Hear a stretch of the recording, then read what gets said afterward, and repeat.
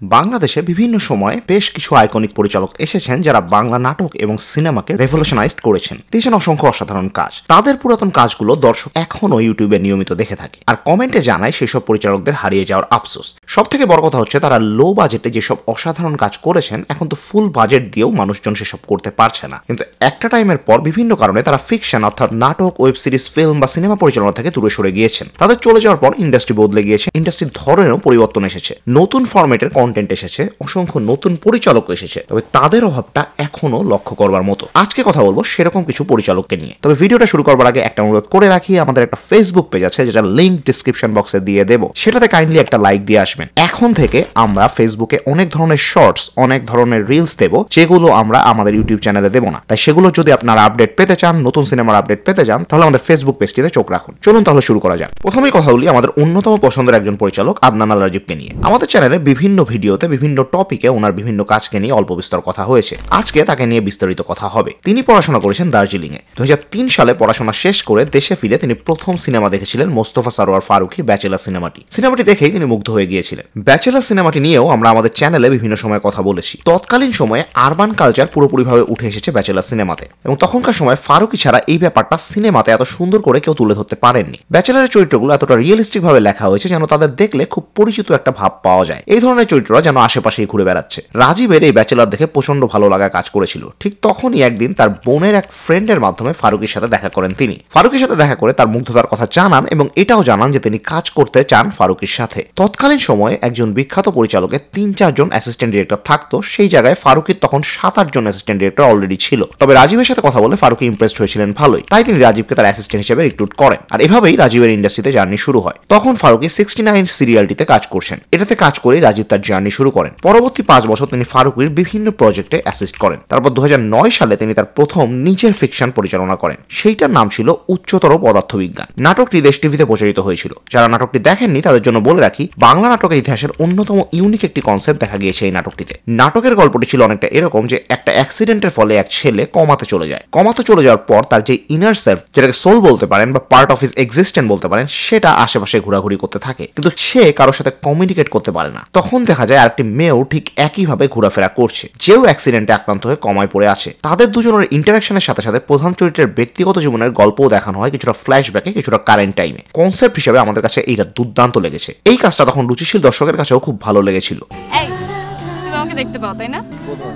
আরে বোধ হয় না, তুমি আমাকে দেখতে পাও, আমিও তোমাকে দেখতে পাই। আমরা দুইজনই দুইজনকে দেখতে পাই। এর মানে আমরা দুইজনই ভূত। তুমিও তো ভূত। তুমি আমাকে দেখে খামাখা ভয় দৌড় মারলা কেন? না, আমি ভূত ঠিক আছে, বাট মেয়েরা তো ভূত আর মেয়েরা পেতনি। আমি পেতনি ভয় পাই। সেই বছরেই রাজীব তার প্রথম টিভি কমার্শিয়াল শুট করেছিলেন। তারপর তিনি নিয়মিত কমার্শিয়াল করা শুরু করলেন এবং পাশাপাশি একটা সিরিয়াল এবং একটা নাটকও বানিয়েছিলেন। তবে তার ন্যাশন ওয়াইড পপুলারিটি এসেছিল 2013 সালের অ্যাট 18 অল টাইম দৌড়ের উপর টেলিফিল্মটি দিয়ে। টিল ডেট এটা বাংলাদেশের ওয়ান অফ দ্য ফাইনেস্ট টেলিফিল্মগুলোর একটা, এবং এটাকে টেলিফিল্ম না বললেও একটা সিনেমা বললেও সেটা কোনো অংশে কম কিছু হবে না। অনেক সিনেমা তো এত ভালো রাইটিং, পারফরমেন্স এবং এন্টারটেইনিং বিটস থাকে না। যদিও টেলিফিল্মটা 2010 সালে মুক্তি পাওয়া ক্যাটফিশ নামের একটা আমেরিকান ডকুমেন্টারি থেকে অনুপ্রাণিত, তবে আমাদের ব্যক্তিগতভাবে ক্যাটফিশ থেকে অ্যাট 18 অল টাইম দৌড়ের উপর অনেক গুণ ভালো লেগেছে। এই টেলিফিল্মের প্রায় সবগুলো ক্যারেক্টার ওয়েল রিটেন ছিল এবং কমেডিটাও খুব ভালো ওয়ার্ক করেছে। এই টেলিফিল্মটা যারা ওই টাইমে দেখেছেন তারা ভালো করেই জানেন কতটুকু জনপ্রিয় হয়েছিল এই কাজটা। তার ঠিক পরের বছর রাজীব আর একটা আউটস্ট্যান্ডিং কাজ করেছিলেন, সেটার নাম ছিল মিডল ক্লাস সেন্টিমেন্ট। বাংলাদেশে বিয়ের ক্ষেত্রে জামাই বউয়ের নিজেদের মাঝের আন্ডারস্ট্যান্ডিং হওয়ার চেয়েও বেশি ইম্পর্টেন্ট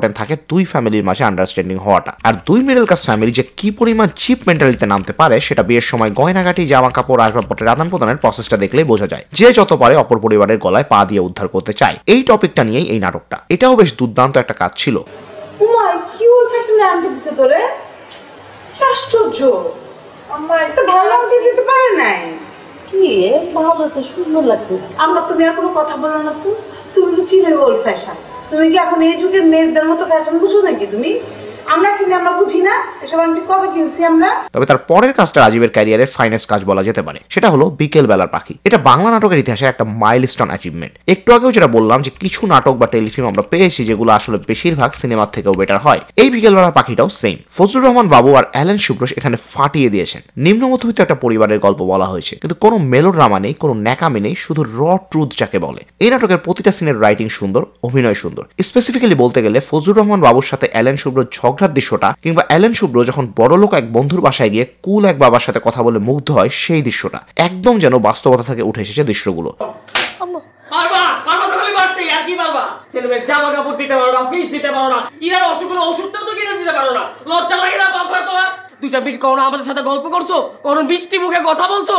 তোমার যত চাহিদা, যত রাগ, যত ক্ষোভ সব আমাদের সাথে। এই যে এতগুলো আইকনিক কাজ দেয়া আদনান আল রাজীব, তিনি একদম ফিকশন থেকে সরে গিয়েছেন। এখন বর্তমানে তিনি বাংলাদেশের টিভিসি ইন্ডাস্ট্রির কিং বললেও ভুল কিছু বলা হবে না। তিনি একের পর এক কমার্শিয়াল করে যাচ্ছেন। তিনি ফিকশনে একদমই আগ্রহী না, যা বুঝলাম। সেটা লজিকও আসলে আছে। বাংলাদেশে যারা ফিকশন বানায় তারা পুরাই নিজের আগ্রহে প্যারা খেয়ে বানায়। বাস্তবতা হচ্ছে একটা ফিকশন থেকে একজন পরিচালক যেই পরিমাণ টাকা কামান, তার থেকে অনেক গুণ বেশি টাকা পাওয়া যায় একটা ভালো ব্র্যান্ডের টিভিসি করলে। ফিকশন সেক্টরটা অত্যন্ত স্ট্রাগলিং একটা জায়গা। এখন ওটিটি আসার ফলে যদিও সিনারিওটা খানিকটা বদলেছে, এখন ফিকশনের বাজেট একটু হলেও বেড়েছে, তবে তারপরেও হার্শ ট্রুথ হচ্ছে ফিকশনে ওইভাবে টাকা নেই। রাজীব এখন টিভিসির পাশাপাশি প্রডিউসও করছেন। সম্প্রতি তার প্রডিউস করা একটি শর্ট ফিল্ম যার নাম ছিল রেডিকালস, সেটা কান চলচ্চিত্র উৎসবে স্থান পেয়েছে। তিনি মহানগর ওয়েব সিরিজটির ক্রিয়েটিভ প্রডিউসার ছিলেন এবং প্রিয় মালতীরও প্রডিউসার ছিলেন। সেটা থেকে খুব ভালো করে বোঝা যায় আউট অফ দ্য বক্স ভালো কাজের প্রতি ভালোবাসা তার এখনো রয়েছে। রাজীব অত্যন্ত মেধাবী এবং প্র্যাকটিক্যাল একজন পরিচালক। তার মতো ট্যালেন্টেড পরিচালক ইন্ডাস্ট্রিতে খুবই প্রয়োজন। এখন ওটিটি সিনারিওতে তো আরো বেশি প্রয়োজন। এতদিন তারা বাজেটের অভাবে আউট অফ দ্য বক্স কাজ দিতে পারেননি, কিন্তু এখন সেটা অল্প হলেও বদলেছে। এখন রাজীবের কামব্যাক করা দরকার। একটা ইন্টারভিউ পড়লাম, বেশ কিছু স্ক্রিপ্ট তার হাতে রয়েছে, তিনি খুব দ্রুত ওই ডিরেকশনে ফিরবেন। ব্যাপারটা সত্যি হলে তো ভালোই, দেখা যাক কি হয়। এবার কথা বলবো বাংলা মিডিয়া ইন্ডাস্ট্রির ইতিহাসের আরেকজন আইকনিক পরিচালক রেদওয়ান রনিকে নিয়ে। আমাদের ইন্ডাস্ট্রির বেশ কিছু কাল ক্লাসিক দিয়েছেন রেদওয়ান রনি। তার ক্যারিয়ারের শুরুটাও বেশ ইন্টারেস্টিং ছিল। ওনার বাবা ছিলেন সাহিত্যের টিচার, সেই সুবাদেই তিনি ছোটবেলা থেকে প্রচুর পরিমাণে বই পড়ে বড় হয়েছেন।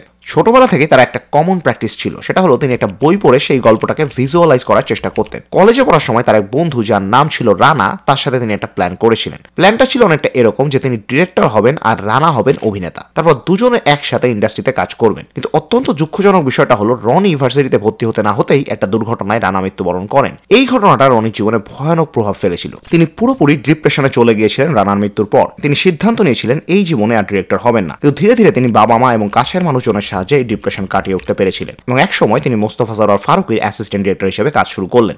দীর্ঘ 3 বছর ফারুকীর এডি হিসেবে কাজ করবার পর তিনি 2006 সালে প্রথম নিজে পরিচালনায় আসেন। তার প্রথম কাজ ছিল উড়োজাহাজ নামে টেলিফিল্মটি। আমরা যখন এই চ্যানেলটি শুরু করি তখন বাংলাদেশের সেরা 5টি এক পর্বের কাজ নিয়ে কথা বলেছি একটা ভিডিওতে। সেটাতে উড়োজাহাজ নিয়ে বিস্তারিত কথা বলেছি। আমাদের অন্যতম পছন্দের একটি কাজ হলো উড়োজাহাজ। এই টেলিফিল্মের প্রতিটি চরিত্র বাস্তবতার খুব কাছাকাছি। এমনকি প্রধান চরিত্রটিকে যদি খেয়াল করেন তাহলে দেখবেন আপনার ইউনিভার্সিটিতে এরকম চরিত্র অবশ্যই লক্ষ্য করেছেন। একজন দরিদ্র ছেলের বাইরের স্কলারশিপ নিয়ে পড়তে যাওয়ার স্বপ্নকে কেন্দ্র করে বানানো হয়েছে এই টেলিফিল্মটি। তার ব্যক্তি জীবনের স্ট্রাগল, ব্যক্তি জীবনের দুঃখ কষ্ট, ইউনিভার্সিটি লাইফ, ফ্যামিলি ক্রাইসিস সবকিছু উঠে এসেছে এই টেলিফিল্মে। এই 2025 সালে এসেও এই টেলিফিল্মটি খুবই রেলিভেন্ট। এটাকেই সম্ভবত বলে টাইমলেস আর্ট। স্ট্রাগলের বাহ্যিক ব্যাপার স্যাপার হয়তো অনেকটাই বদলেছে, কিন্তু কোর ক্রাইসিস এলিমেন্ট এখনো সেম। টিভিতে বানানো তার অন্যতম সেরা দুটি কাজ ছিল হাউসফুল এবং এফএনএফ। বাংলার পপ কালচারে এই দুইটা ধারাবাহিকের যে বিশাল প্রভাব সেটা এখনো লক্ষ্য করা যায়। আমরা এই কোয়ালিটির ধারাবাহিক এখন তো আর দেখতেই পাই না। আমাদের এখনো মনে আসে হাউসফুল যখন বের হতো তখন আমরা প্রতিটা এপিসোড নিয়ে ডিসকাস করতাম। প্রতিটা এপিসোডের কোনো না কোনো একটা কমেডিক বিট আমাদের নিজেদের কথাবার্তার সাথে মিশে যেত।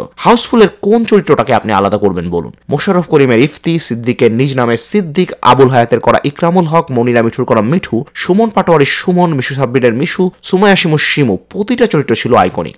সিদ্দিক আর ইফতির যে সিনগুলো, এইগুলোর হিউমারগুলো তো এখনো দুর্দান্ত কাজ করে। খুব কথা বলতে তোমার ভালো লাগে না? ছোটবেলা থেকে এই পর্যন্ত আমি যা কিছু পড়াশোনা করেছি সব আজকে তোমাকে শোনাবো। অসৎসঙ্গ ত্যাগ করো, আলস্য দোষেরা করো। ছোট পাখি কোথা যাও নাচি নাচি একবার দাঁড়াও না ভাই। একটা কথা ব্যাঙের মাথা কি ব্যাঙ, সরু ব্যাঙ কি সরু, বামন গরু কি বামন, হাটের বামন কি। যদি একটা কন্টেন্টের হিউমার তার মুক্তির 15-17 বছর পরেও রেলেভেন্ট থাকে তাহলে সেটাকে ব্রিলিয়ান্ট বলা ছাড়া আর কি বলার আছে। তার বিহাইন্ড দ্য সিরিজটাও বেশ জনপ্রিয়। স্পেসিফিক্যালি যদি বলি বিহাইন্ড দ্য ট্র্যাপের কথা, এই কন্টেন্টটা রিসার্চ করতে গিয়ে এটা একবার রিওয়াজ দিলাম। এত দুর্দান্ত একটা কাজ। মোশাররফ করিম আর ফারুক আহমেদের কম্বিনেশনটা এখানে অসাধারণ কাজ করেছে, যা বলার বাইরে। তুমি বিবাহ করতে চাও, অতি উত্তম কথা। মেয়েটা তোমাকে বিবাহ করলো, বাসর রাত চলে গেল, সকালবেলা মেয়েটা তোমাকে বলল, এই মিন্টু শোনো। কি হস না? তখন এই বন্ধু ঘটনা ঘটে যাবে। মেয়ে তোমাকে বলবে যে মিন্টু আমার জন্য একটা বিরাস আর একটা টুথপেস্ট নিয়ে আসবা। তোমার বলবা টাকা নাই। তখন মেয়ে আর মেয়ে থাকবে না, মেয়ে হয়ে যাবে রোনালদো। রনি তার প্রথম সিনেমাতেও অসাধারণ সাফল্য দেখিয়েছেন। তার প্রথম সিনেমা চোরাবালি বাংলাদেশের কনটেক্সটে পুরাই আউট অফ দ্য বক্স একটা সিনেমা ছিল। সিনেমার গল্পটা লেখা হয়েছিল একজন কন্ট্রাক্ট কিলার এবং একজন সাংবাদিককে কেন্দ্র করে। এই সিনেমাতে ইন্দ্রনীল সেনগুপ্ত এবং জয়া হোসেন দুজনের অভিনয় ছিল দারুণ। এই সিনেমাতে আয়ুব বাচ্চু, হৃদয় খান, কনা, আরেফিন রুমি, অনুপম রায়, ন্যান্সি, মিলন, মাহমুদের মতো আইকনিক সব গায়করা গান গেয়েছেন। এর মাঝে অনুপম রায় বেলায় চোরাবালি এবং আয়ুব বাচ্চুর কেয়ারফুলি কেয়ারলেস গান দুইটাও খুবই দুর্দান্ত ছিল। 2025-এও গান দুইটি খুব চমৎকারই লাগে। Specifically Ayub Bachchu carefully careless গানটাতে একটা অদ্ভুত ভাইব এনেছিলেন তার কম্পোজিশন এবং কণ্ঠ দিয়ে। চোরাবালি সিনেমাটা সেবার 5টি ক্যাটাগরিতে জাতীয় চলচ্চিত্র পুরস্কার পেয়েছিল। এই সিনেমার স্ক্রিন প্লের জন্য রনির হাতে প্রথমবারের মতো জাতীয় চলচ্চিত্র পুরস্কার উঠেছিল। রনি এরপরও বেশ কিছু প্রমিজিং কাজ করবার পর একসময় পরিচালনা থেকে একদম সরে আসেন। 2021 সালে চোরকি নামে একটা ওটিটি প্ল্যাটফর্ম বাংলাদেশে তার যাত্রা শুরু করে। সেটার পরিচালনার দায়িত্ব দেওয়া হয় রেদওয়ান রনিকে। একজন সফল পরিচালক হিসেবে রনির যে ইন্ডাস্ট্রি এক্সপেরিয়েন্স সেটার জন্যই মূলত রনিকে এই দায়িত্ব দেওয়া হয় এবং তিনি সফলভাবে দায়িত্ব পালন করেছেন। চোরকিকে বাংলাদেশের বিগেস্ট ওটিটি প্ল্যাটফর্ম তিনি বানিয়েছেন। চোরকি যেই পরিমাণ ইউনিক সব কন্টেন্ট দিয়েছে সেটা বাংলাদেশে আর কোনো প্ল্যাটফর্ম এর মধ্যে দিতে পারেনি। দর্শকদের পার্সপেক্টিভ থেকে চোরকির জন্য রেদওয়ান রনি একটা বড় ধন্যবাদ অবশ্যই পাবেন। তবে তার উচিত পরিচালনায় ফিরে আসা। তবে আসার ব্যাপার হলো তার একটা সিনেমা আসছে, সিনেমাটার নাম দম আনটিল দ্য লাস্ট ব্রেক। তবে 2023 সালে সিনেমার অ্যানাউন্সমেন্টটা শুনলেও এখনো তেমন কোনো আপডেট পাচ্ছি না। দেখা যাক কি হয়। অপেক্ষায় থাকলাম তার পরিচালনায় ফিরবার জন্য। এবার কথা বলা যাক আরেকজন পরিচালককে নিয়ে, যিনি এখনো অল্প হলেও টুকটাক পরিচালনার কাজ করছেন, তবে তার কাজের ধার আগের মতো নেই। যেই লিজেন্ডারি স্ট্যাটাসটা পেয়েছেন তার আইকনিক সব কাজের জন্য, আমরা সেই কোয়ালিটির কাজ চাই তাদের কাছ থেকে। সেটা নিয়েই কথা হবে। তিনি হলেন ইফতেখার আহমেদ ফাহমি। মোস্তফা সরোয়ার ফারুকীর যে ছবিয়াল ভাই ব্রাদার্স গ্রুপটা ছিল সেটার অন্যতম প্রমিজিং একজন মেম্বার ছিলেন ইফতেখার আহমেদ ফাহমি। তিনি একই সাথে শক্তিশালী পরিচালক ছিলেন, দুর্দান্ত রাইটার ছিলেন এবং একদম ন্যাচারাল অভিনেতা ছিলেন। আদনান আর রাজীবের প্রথম নাটক উচ্চতর পদার্থবিজ্ঞানের মেইন কাস্টও ছিলেন তিনি। বেশ কিছু নাটকের মেইন কাস্ট ছিলেন। অভিনয়ে তিনি একদম ন্যাচারাল ছিলেন, ঠিক যেমন তার পরিচালনাও ছিল অন্যদের থেকে আলাদা। এই একটা বিষয় আমাদের কাছে খুবই ইন্টারেস্টিং লাগে যে ছবিয়াল থেকে আসলেও রেদওয়ান রনি, আদনান আর রাজীব কিংবা ইফতেখার আহমেদ ফাহমি প্রত্যেকের ডিরেকশন স্টাইল, গল্প বলার ধরন বেশ আলাদা। অনেক ক্ষেত্রেই হয় যে এক হাউস থেকে বেশ কিছু ডিরেক্টর বের হলে দেখা যায় অনেকেরই সিমিলার স্টাইল, কিন্তু তাদের কারো ক্ষেত্রে হয়নি সেটা। তাদের প্রত্যেকেরই স্টাইল আলাদা। হাউসফুলের কথা যে একটু আগে বললাম সেটা রনি এবং ফাহমি তারা দুজন মিলেই বানিয়েছেন। হাউসফুলের 50 পর্ব উপলক্ষে তারা একটা ইন্টারেস্টিং কাজ করেছিলেন যেটা আমাদের শৈশবে বেশ দাগ কেটেছিল। 50 পর্বের বেলায় অন্য সব পর্বের মতোই কাহিনী চলছিল, কিন্তু হঠাৎ করে দেখা যায় পরিচালক দুজন ফোর্থ ওয়াল ভেঙে ফেলেন। তারা এপিসোডের ভেতরেই হাউসফুল নিয়ে কথা বলা শুরু করেন। এই ধরনের ক্রিয়েটিভ একটা চয়েস তখন আমাদের ইন্ডাস্ট্রিতে বেশ আনকমন। হাউসফুলে তো দেখালে ঝগড়াঝাটি লাগিয়ে আছে। হ্যাঁ, ঝগড়াঝাটি লাগিয়ে আছে। একটু প্রেম আন, বুঝছো? হ্যাঁ, শুধু হাউসফুলে আমাদের সমস্যাগুলো হচ্ছে কি, আমরা কি শুধু প্রেমে ঝগড়াই দেখাই? তাই তো দেখতেছি। না না, শুধু ঝগড়া দেখাই না, আমরা প্রেম দেখাই, কিন্তু প্রেম দেখবি যে খুব অল্প, হালকা একটু চিমটি পরিমাণ ভালোবাসা থাকে অল্প। ফাহমির নাটকের মাঝে ফাউল, লস্ট প্রজেক্ট, মুড়ির টিন ছিল অন্যতম। তবে তার কাজের মাঝে সব থেকে আইকনিক কাজ ছিল আমাদের গল্প। আমাদের ব্যক্তিগত মতে এটা বাংলার গ্রেটেস্ট টেলিফিল্মগুলোর একটা। এবং ওই যে অনেকবার বললাম কিছু নাটক বা টেলিফিল্ম গড়পর তার 95% সিনেমা থেকে কয়েক হাজার গুণ বেটার হয়, এটাও এরকম। আমাদের গল্পের মতো কোয়ালিটিফুল কাজ বাংলাদেশে খুব কম হয়েছে। এত সুন্দর একটা গল্প বলেছেন ফাহমি এখানে। একটা ফ্রেন্ড সার্কেলের একজন বিদেশ থেকে দেশে ফিরে এসে তার ছোটবেলার স্কুল ফ্রেন্ডের সার্কেলটার সাথে দেখা করে। পুরনো অনেক মানুষের সাথেই তার দেখা হয়, কিন্তু তার মাঝে একজন ফ্রেন্ডকে সে আর খুঁজে পায় না যে হারিয়ে গেছে কোথাও। সেই ফ্রেন্ডের খবর দেশে থাকা ফ্রেন্ডরাও জানে না। ধীরে ধীরে এভাবেই গল্পটা আগাতে থাকে। নিভৃত তোমার পাগলা বন্ধুটা না? হ্যাঁ হ্যাঁ, ওই ফ্রেন্ডটাই। এই যোগাযোগ হয়নি? আরে না, বিদেশে থাকতেও তো যোগাযোগ তেমন একটা করতে পারতাম না। দেশে আসার পর থেকে ওকে খুঁজতেছি, কিন্তু কোনো খোঁজ পাচ্ছি না। কই যে গেল। এই আমাদের গল্পের মতো ক্লাসিক একটা কাজ দেওয়া ফাহমি একদম হারিয়ে গিয়েছেন। মাঝখানে অনেকদিন হারিয়ে গিয়ে আবার ফিরেছেন কিছু নাটকের পরিচালনা দিয়ে, কিছু অভিনয় দিয়ে। কোনোটাই তার আগের দুর্দান্ত মোড়টাকে টাচ করতে পারেনি। আমরা অপেক্ষায় থাকলাম, হয়তো এক সময় তিনি আরেকটা আমাদের গল্পের কোয়ালিটির কাজ নিয়ে ফিরবেন। আজকের ভিডিও এই পর্যন্তই। যদি ভিডিওটি আপনাদের ভালো লেগে থাকে তাহলে প্লিজ এতে লাইক দিন এবং সাবস্ক্রাইব করুন আমাদের চ্যানেলে। সবাই ভালো থাকুন, সুস্থ থাকুন। Until next time, tata.